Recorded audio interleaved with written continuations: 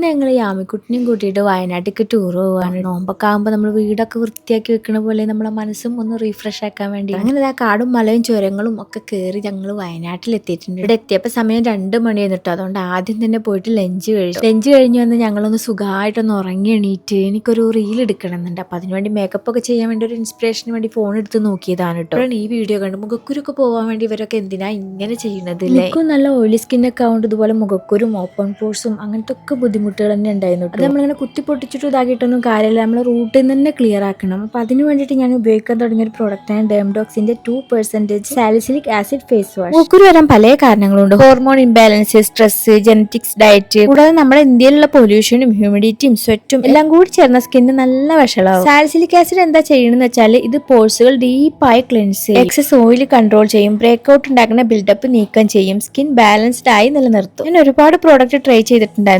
ഇത് ശരിക്കും ഒരു റിയൽ ഗെയിം ചേഞ്ചർ ആയിരുന്നു. നല്ലൊരു ഫേസ് വാഷ് ആണ് കേട്ടോ. ഞാൻ ഡെയിലി രാത്രി രാവിലെ ഉപയോഗിക്കാറുണ്ട് കേട്ടോ. ഫസ്റ്റ് വാഷിൽ തന്നെ സ്കിന്ന് നല്ലൊരു ഫ്രഷ് ആയിട്ട് ഫീൽ ചെയ്തിട്ടുണ്ടായിരുന്നു. ഇത് ക്ലിനിക്കലി പൊട്ടന്റ് ആണ്. 120 ml വലിയ ബോട്ടിനും വെറും 200 രൂപ മാത്രമേ ഉള്ളൂ. ഞാൻ ഇവിടെ പ്രോഡക്റ്റ് ടാഗ് ചെയ്തിട്ടുണ്ട്. ഇപ്പൊ തന്നെ വ്യൂ പ്രൊഡക്ട്സ് ബട്ടൺ ക്ലിക്ക് ചെയ്തിട്ട് ഡെർമഡോക്കിന്റെ 2% salicylic acid face wash apple.com തന്നെ ഷോപ്പ് ചെയ്യും. ചെന്നൈ, കൊച്ചി, ബാംഗ്ലൂർ ഇവിടെ ഉള്ളവർക്ക് 2 മണിക്കൂർ തന്നെ പ്രൊഡക്റ്റ് ഡെലിവർ ആവും. അന്നത്തെ ദിവസം ഞങ്ങൾ റിസോർട്ടിൽ തങ്ങി പിറ്റേ ദിവസം വയനാടൊക്കെ കറങ്ങിയിട്ടാണ് കേട്ടോ തിരിച്ചു പോകുന്നത്. നല്ലൊരു യാത്രയായിരുന്നു.